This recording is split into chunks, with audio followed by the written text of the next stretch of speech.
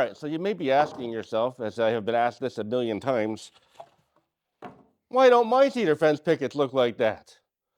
Well, I'm going to explain to you right now why mine are so much nicer than yours. And I have explained it before, but it gets asked more than any other question. So, short answer, I'm in Canada.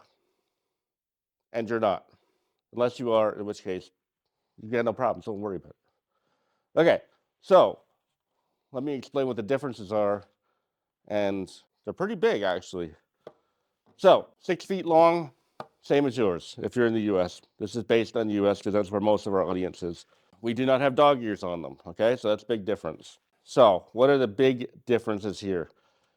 You know from looking at these things that that's your difference. That's what everybody's going to talk. Why are mine so much nicer than yours? Well, that's because these are planed and they're meant to be nice.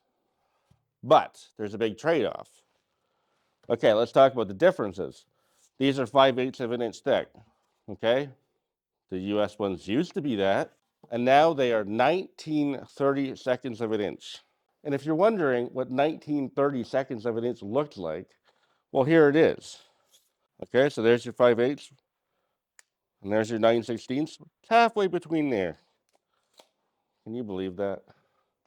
You don't really have that much more to plane off now, do you? Because you're already starting out thin. So let's talk about the money point of it, because this is a big factor that a lot of you don't realize when you see my boards. Okay, so the American fence pickets are $3.78 currently US, which translates to 512 Canadian.